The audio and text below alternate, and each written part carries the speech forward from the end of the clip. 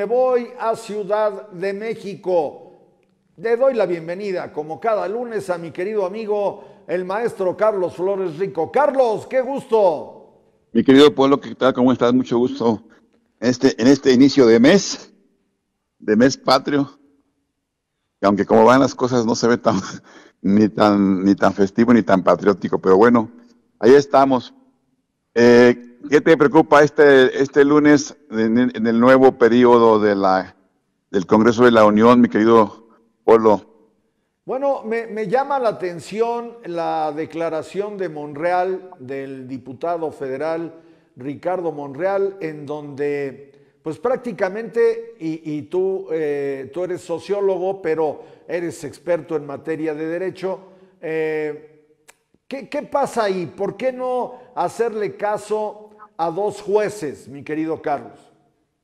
Gracias por la referencia. Fíjate que efectivamente tengo muchos años, no sé, por lo menos unos 30, estudiando la teoría del derecho, sus principales componentes, y en particular me ha llamado siempre la atención el estudio del derecho constitucional.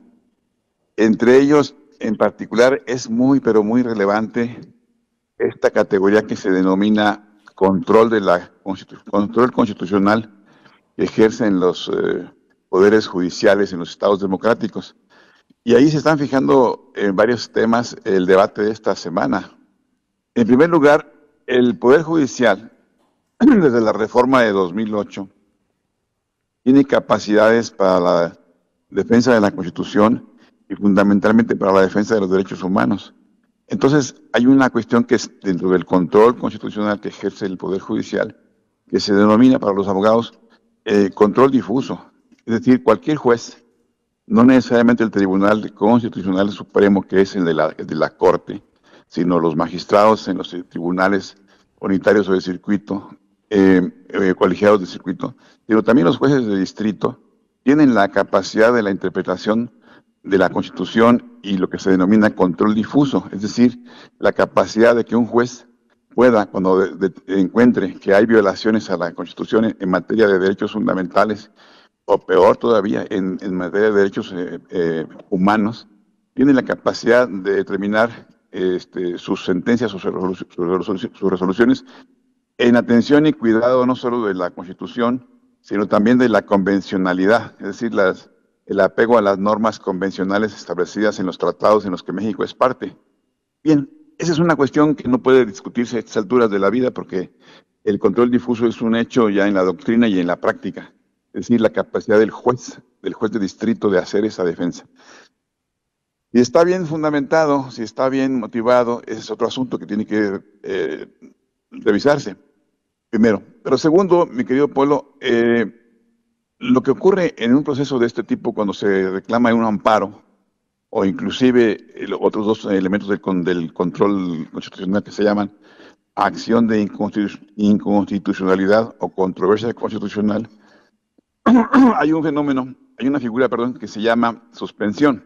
Sí, claro. Es decir, el acto por el que el Poder Judicial, a través del juez, dice, bueno, entre lo que son peras y son manzanas, yo atiendo esta demanda en contra de la aplicación de un mandato o de un acto de autoridad, y para preservar la materia del juicio, decreto la suspensión y las cosas, o sea, ¿qué quiere decir? Las cosas se mantienen en el estado que están mientras se define en un incidente o en un juicio, digamos, dentro de otro juicio que es el de amparo, o la acción de inconstitucionalidad o la controversia constitucional, que son las tres figuras que, insisto, componen el cuerpo principal del control constitucional, y detiene la acción para preservar el contenido de que se fuera a deteriorar de manera irremediable, y procede al análisis de la materia impugnada y resuelve. Y si resuelve a favor del amparante o del demandante, en el caso de las controversias o las acciones de inconstitucionalidad, pues ya se preservó el tema o el contenido de la materia y le da la razón y se suspende el acto de autoridad o el propio ordenamiento en la parte que corresponda que sea inconstitucional. Pero hay un caso, en el supuesto de la ley de amparo, que es lo que están apelando esas dos demandas en juicios en juicios de distrito, es la suspensión provisional, Polo. Es decir, antes de que termine el fondo de la materia del amparo, hay una suspensión provisional. Si se parece o se supone que hay datos que puedan implicar que tengan razón los demandantes, el juez de amparo establece una suspensión provisional, que es lo que está en este momento ocurriendo. Y luego viene, ya que lo analiza con mayor profundidad, la determinación de la suspensión definitiva para que proceda el juicio de amparo, o bien la rechaza y en ese momento ya se termina el problema o el asunto demandado. Bien, en este momento, ¿qué está pasando? Que estas dos resoluciones son suspensiones provisionales, no son definitivas. Y en tanto estas estén en la mesa del juzgador, pues está esta medida precautoria o medida cautelar que permite que no se mueva nada hasta que él vea si procede primero el juicio de amparo a través de la suspensión definitiva o bien, dice, la rechaza. Pero ¿qué ha pasado?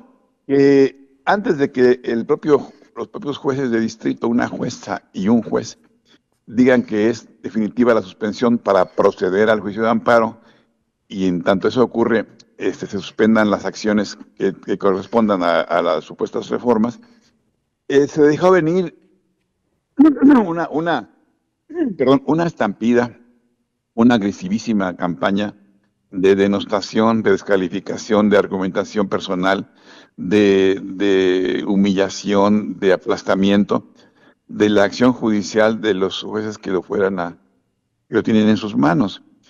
En lugar de un debate jurídico, como el que, por ejemplo, el doctor Diego Valadez, que fue procurador de la República, que fue también ministro, y que es emérito investigado de la universidad, dice él que él es una persona que se opone a la reforma judicial, dice simplemente, oigan, pues a mí no me gusta, no me parece que estén correctas esas suspensiones provisionales, y da una serie de razones de argumentaciones jurídicas.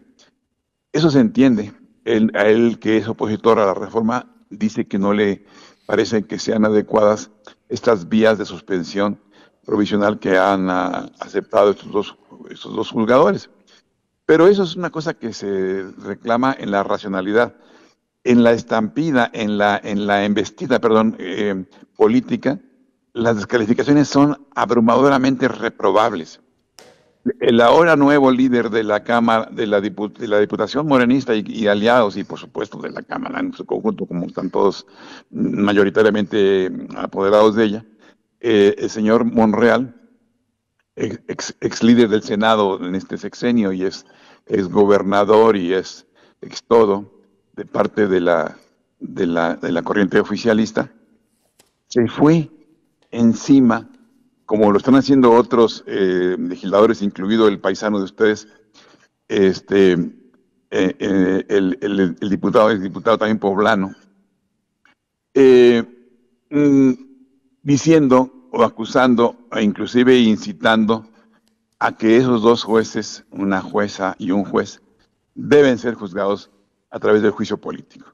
Es decir, a la argumentación o a la acción jurídica de un juez y de una jueza, que todavía están por definir si son o no definitivas las suspensiones, a las que se puede impugnar a través de un recurso ante el juzgado, ante el tribunal de alzada, en lugar de argumentar jurídicamente, lo que en consecuencia producen es una amenaza de linchamiento político.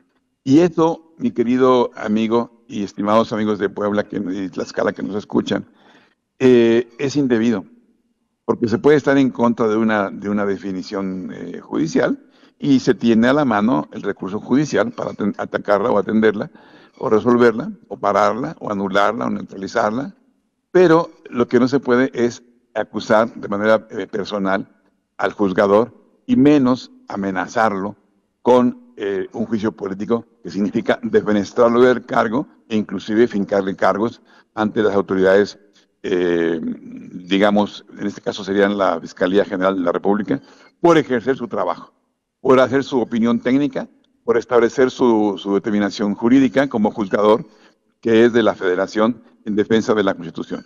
Esté equivocado o no esté equivocado el juzgador que hizo o hace ejercicio de su trabajo para detener provisionalmente una demanda, no lo hace en ese momento cabeza de turco para que sea decapitado por una mayoría aplastante. Ese es un elemento, mi querido Polo, que da la calidad moral de una corriente política. Porque si fuera el cuidado de las formas elementales de lo que es la decencia política, no se producirían esas bajezas en el mundo de la política.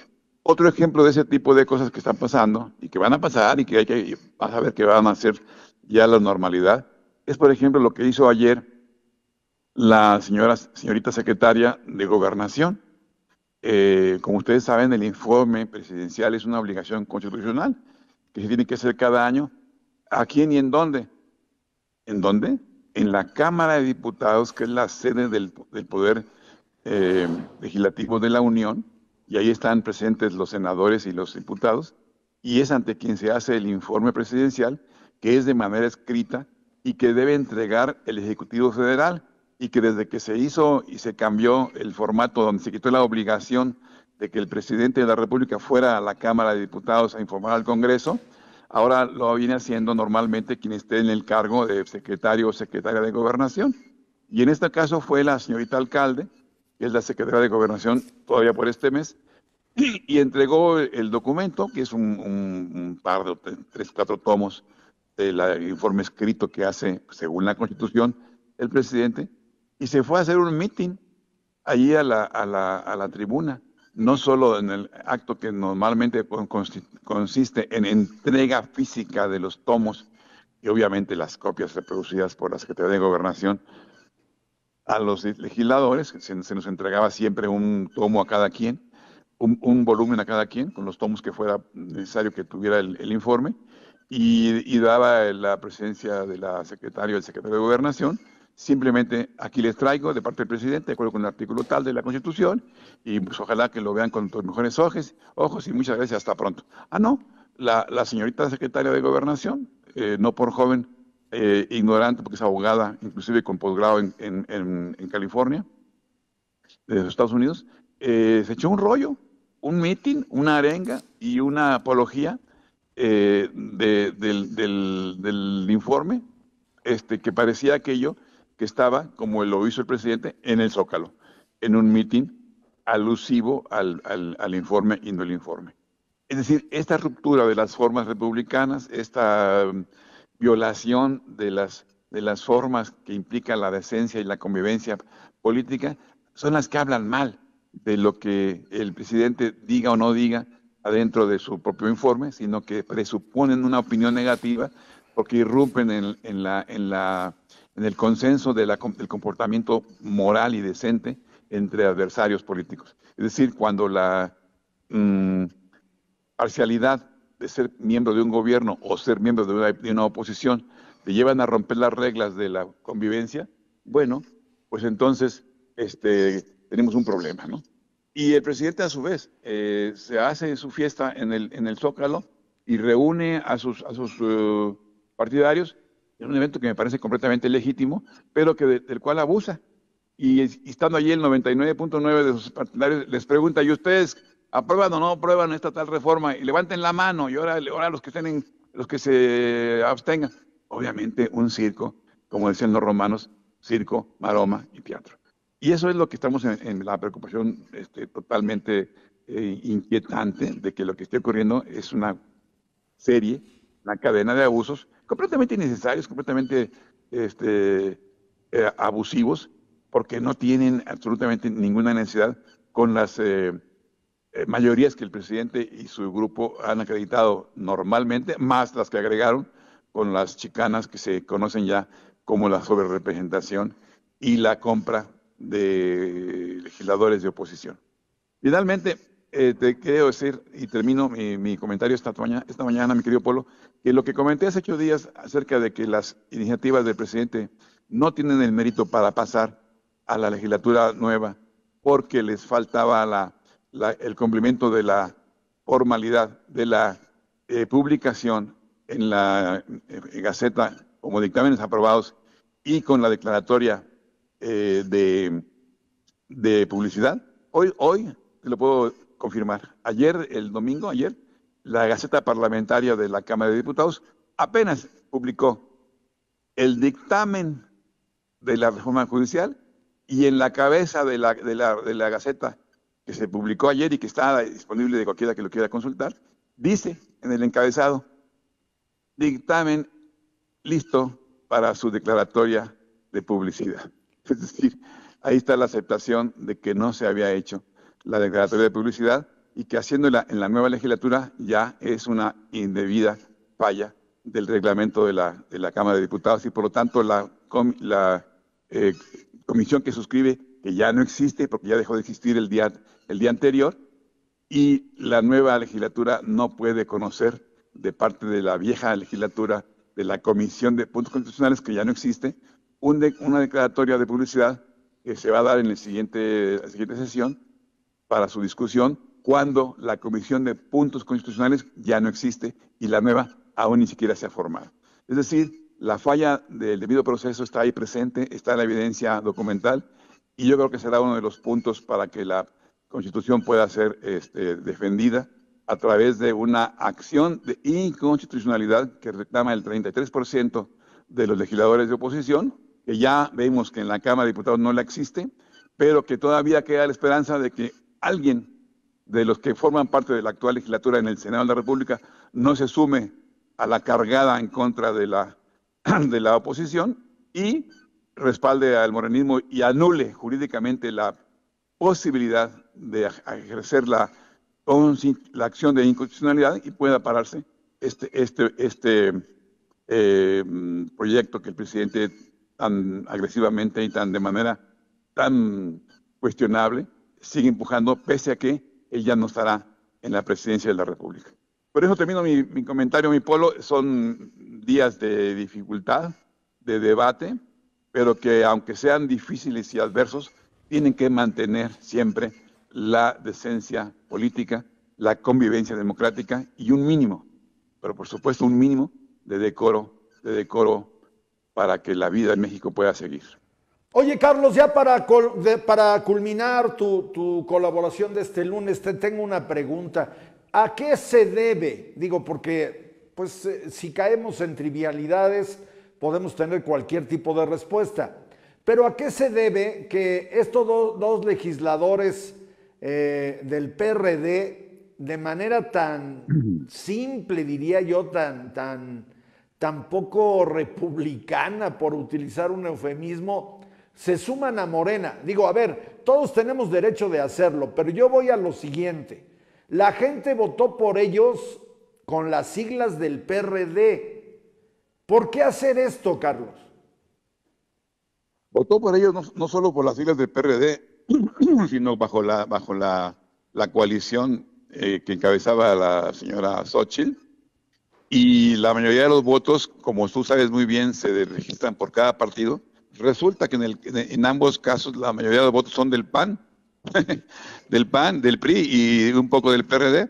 Bajo las siglas del PRD fueron siglados o registrados, pero amparados y cubiertos por el voto está en las actas de cómputo distrital de cada una de las dos senadurías.